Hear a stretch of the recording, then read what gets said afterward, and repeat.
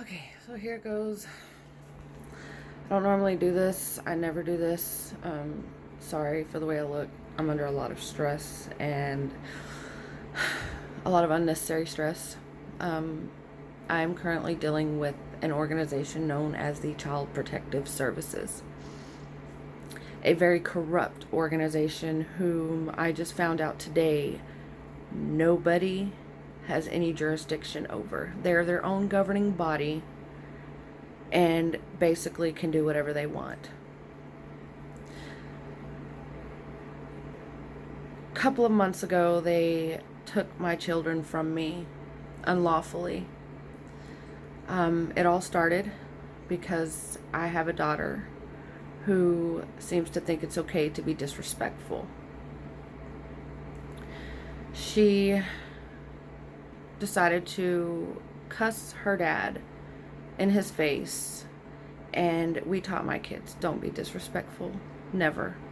And she did, and so he slapped her. He realized what he did was wrong, but it was too late. The police were called.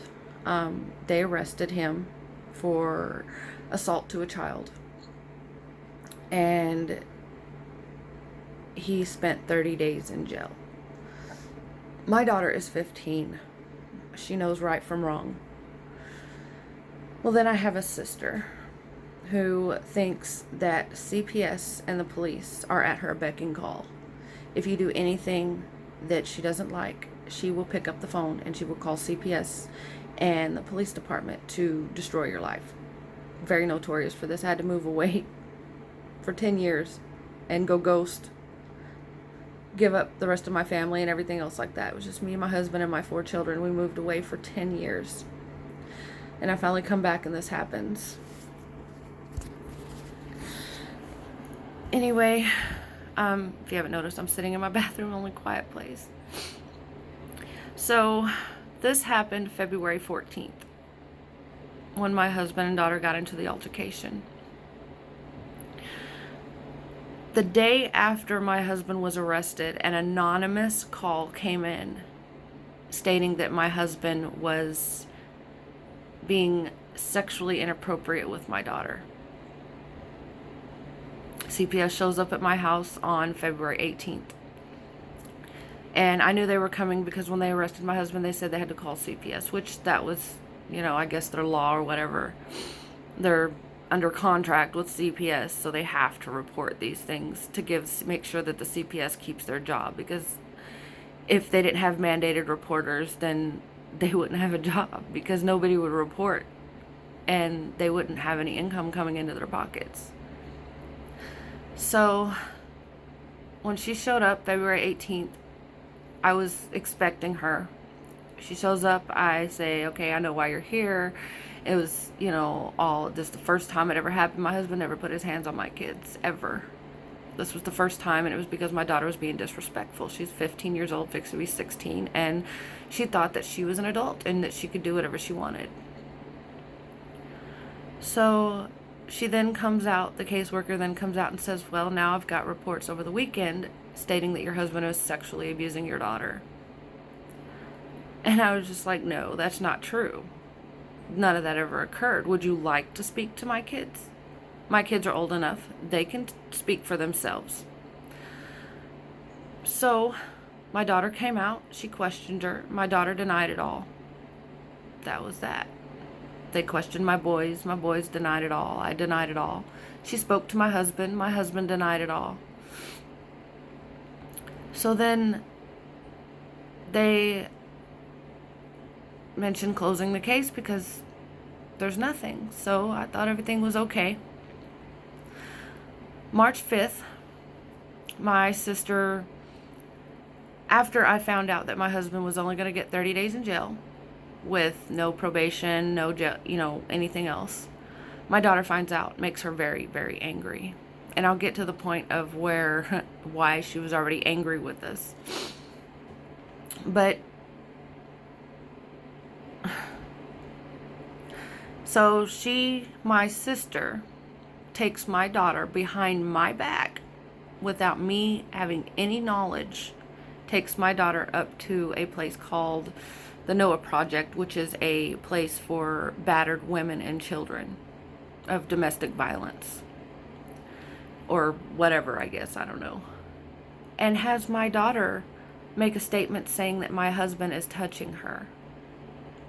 I don't know exactly what was said. They refused to give me any information. I did not know this until after the fact. Then my husband gets out of jail March 15th. He comes home. My daughter is pretending like everything's fine, nothing's going on. She loves her daddy. Their relationship goes back to normal. And I mind you, I haven't seen CPS, the investigator, since February 18th. Here it is now, March 15th. And I hadn't heard a whisper, a peep, nothing. They didn't leave me no paperwork, no card when they were out on February 18th. So, March 17th or 18th, two to 3 days after my husband gets out of jail, CPS shows up at my house again. This time, she's very hateful and rude. She comes up to me and tells me I'm basically taking your children. And I said, why? What happened this time? She then proceeds to state that people called in saying that my daughter was being sexually abused. And I said, no, we already clarified this. This isn't the case. She says, well, I'm taking your daughter. And I said, no, you're not. You're not taking my daughter. You're not taking her anywhere. I said, why don't we just do this? You know, it's my husband can leave and go stay with his dad temporarily until we get this sorted out. She said, no, that's not an option. The only option is I'm taking your daughter. So naturally, this is my child you're talking about. You're not taking my child away from me. This is my child. I gave birth to that child. I raised that child. And they want to come in and take my child? No. So I fight her verbally, not physically, of course. And she decides to call in backup. So she calls a police officer. The police officer shows up, and I tell him, you're not taking my child. Unless you have a court order or a warrant, you are not taking my child. So this officer proceeds to calling in backup. And an off-duty, plainclothes, personal vehicle pulls up. And this officer gets out. He's off duty, plain clothed, in a personal vehicle. Doesn't even ask what's going on. Just immediately starts yelling at my husband, telling my husband that when they find out that this happened, and they can prove that this happened, that he's going to personally come and arrest my husband. Really hateful. So I get hateful back, and I tell them, you get off my property. You have no right to be here. You're not taking my children. Period. You have no warrant, you have no court order, you have nothing. Now get off my property. So they leave. The CPS investigator did not leave me a card. No way to contact her or anything. So I call my mother, whom calls my sister, who miraculously has the investigator's phone number,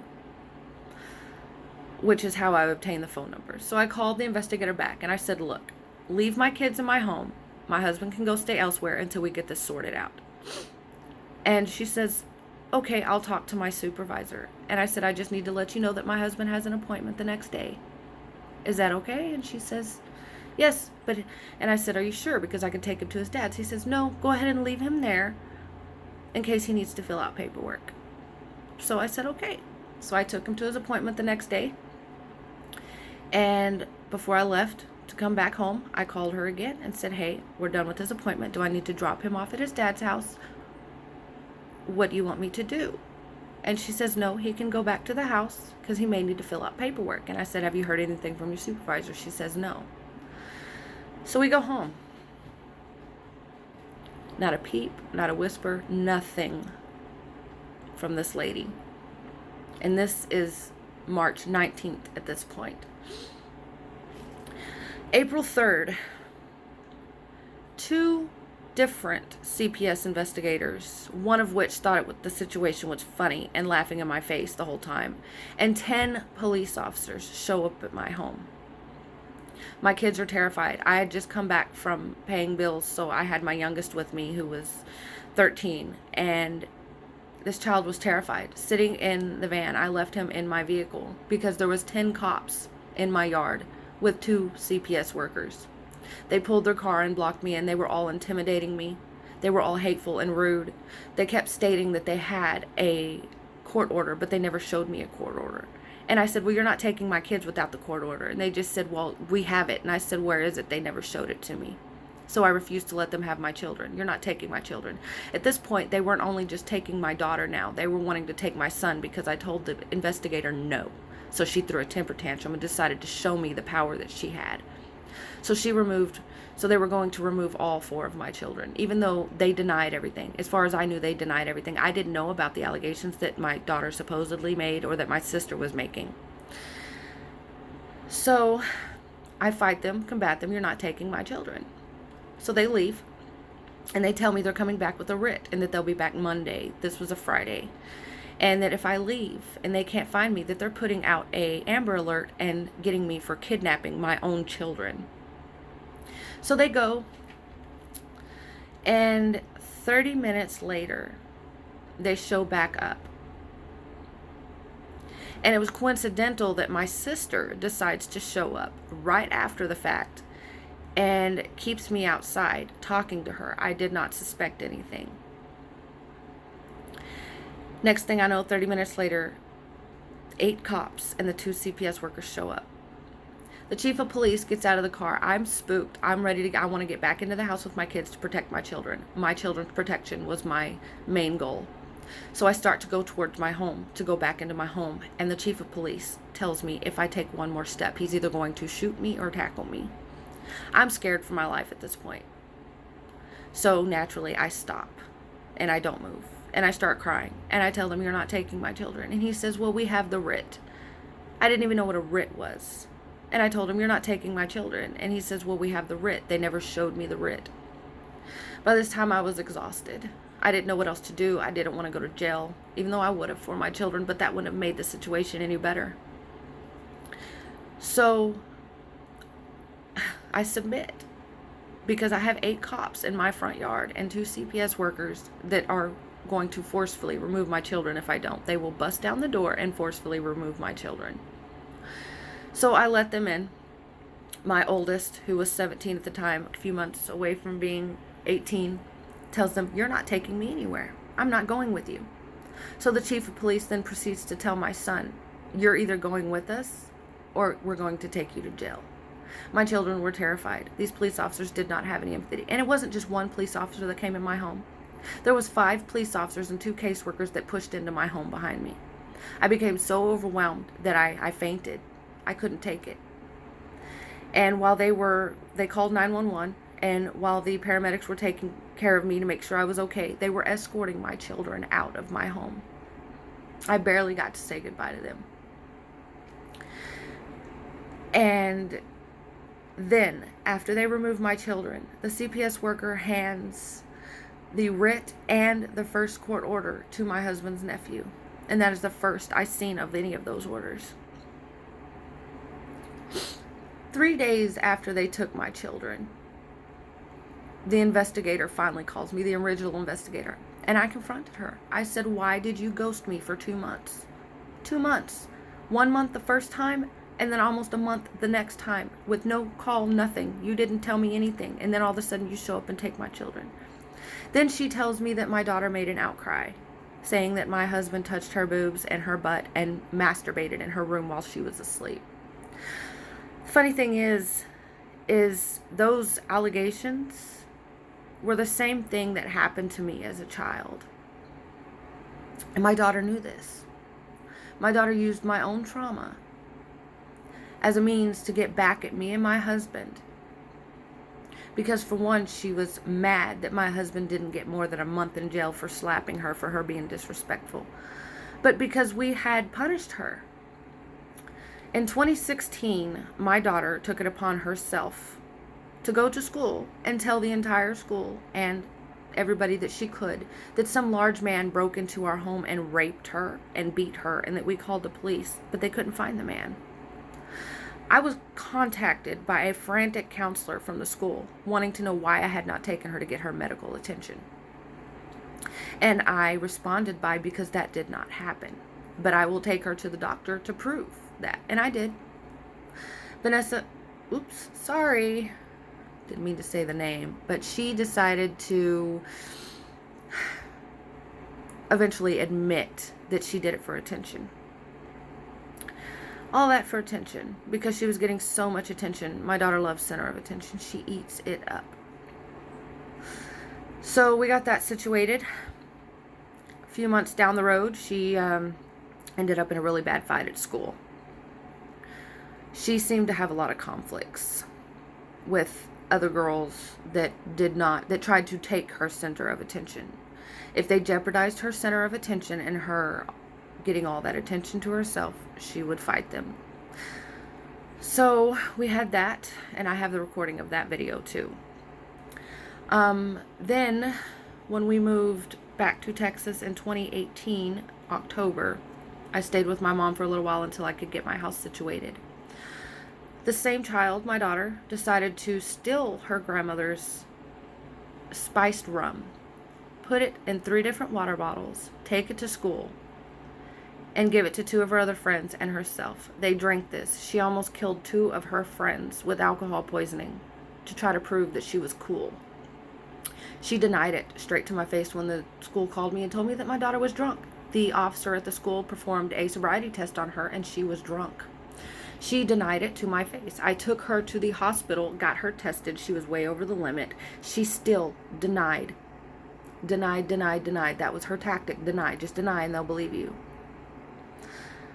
Well, 2-3 weeks go by and she's still denying it until finally she broke. And she was like, yes, I did take it. I did. Well, we already knew the truth. So then a couple of weeks later, she steals another bottle of liquor, hides it in the bathroom, and decides to drink on it. So we move out to our house finally. New school, new place. And she starts again with telling everybody that she was a victim of sexual abuse. But that didn't deter her. She decided to, instead of going to track practice, meeting up with a boy at the park to make out with him. She barely knew him. The same boy, she would send half-nude pictures of herself over Snapchat, which I found because she made the mistake of not deleting the photos, which are now deleted, by the way, because she made sure of that. So we grounded her. Took her social media away. She was not allowed to be on social media, any electronics, and she was not allowed to go anywhere unless she was with me or my husband, but it was mainly me. And she would be homeschooled because she could not act like a proper young lady. She was putting herself out there in ways she should not have. She needed to be center of attention. She had to be center of attention, period. And if you did not give that child her way, she turned into a little viper. And then CPS happens. And she used her anger. And my sister, who's conniving, she uses CPS for everything. Even today, she's called CPS on me over and over again, even after she already got the case started. And the CPS have proof that she is lying, but they won't do anything about it. They won't do absolutely nothing about it. She has the police at my door every other day almost. She has CPS contacting me so much. I can't even stay in my own house because she has spread the word all over the little town that I live in. So now I'm called a child abuser and a pedophile lover. The police won't do anything. I have reached my limit. I have tried to climb up the chain of command and nobody will do anything. I found out today that nobody governs the CPS. That they do their own thing. They have their own rules that they follow. They have their own laws that they follow. They're their own community. They don't care about families. They don't care about anything.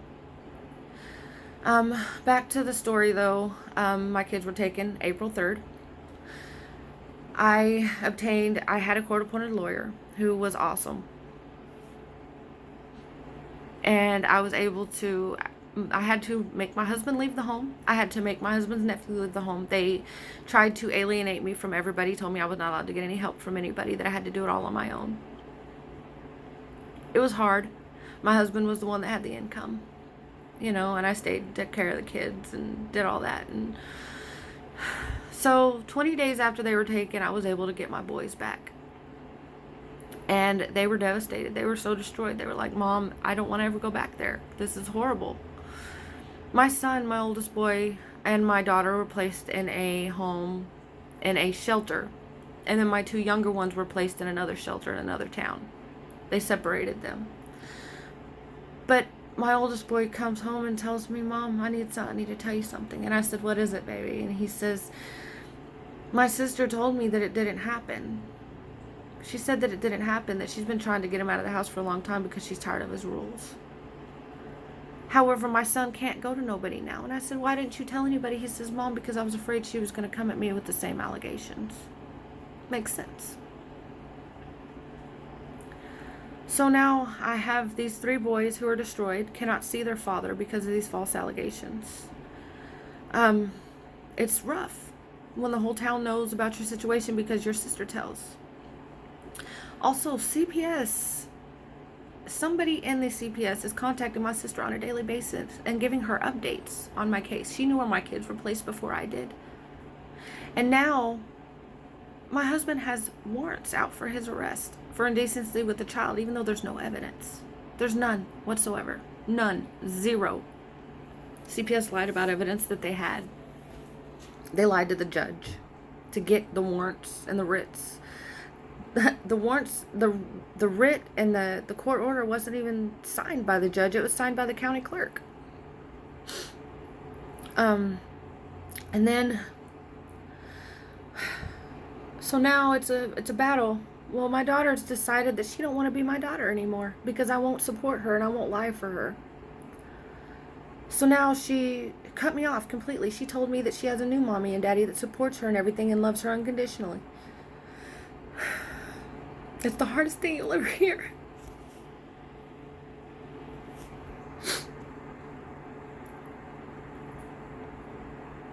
My whole family was destroyed because of one entity. Because they don't care about your children. Half of them don't even have kids themselves. They don't care about your children. They don't care about your well-being. All they care about is padding their pockets. And any government official that you call to try to get help will tell you that there's nothing they can do. And they laugh at your face. So now I haven't talked to my daughter in months. She writes my letters to my boys, making them feel bad. Telling them that she has a new family now and that she's happy and she's doing really good and she's getting everything that she wants. Good for her. I'm glad at least one of us is happy. My husband is looking at going to jail for 2 to 20 years for something he didn't do. All because of a vendetta and revenge. And because of a child who's spoilt and thinks she has to be center of attention. Now she's making everybody believe that she's got anxiety and depression. They've got her on medication. I'm sorry, a child with anxiety and depression is not going to put themselves out there on social media as much as she did. My phone is completely full of thousands of photos of selfies that she takes and posts on the internet. She's dating a little boy which I'm not racist. I didn't care the fact that the little boy was black. That was fine. Because, love has no color. Love has no gender. Love has nothing. It's if you like that person, you like that person. That was fine. But come to find out, the little boy was in the gang. He was in a gang called the Crips. He initiated her into it. Last I heard, she was planning on dropping out of school when she turned 18 and moving in with her boo because he was going to take care of her. And she's already trying to plan up to have meets with him, to have intercourse with him so they can have babies. This is not the actions of a child that has been sexually abused. This is the actions of a child who wants to run and do whatever she wants to do. And CPS is giving her that ability to do so. I've explained this to them. I've told them this. I've sent them messages. I've sent them all the information they need. Foster mother's not doing anything. The foster mother actually bought her a phone to be able to do it with. My family is completely destroyed by these people. I'm poor. I'll tell you, I'm poor. I'm poverty. Not by choice. I have a bachelor's degree in criminal justice. But it's so hard to find a job, you know? You either gotta have experience. I've tried finding other jobs, but apparently I'm too overqualified. It's a struggle. You know, and all the stress and just everything, it's hard. Now my family's destroyed.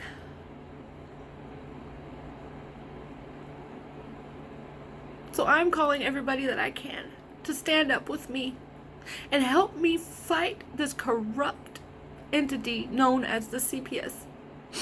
They don't deserve to be in operation. They're not for the children or for the families.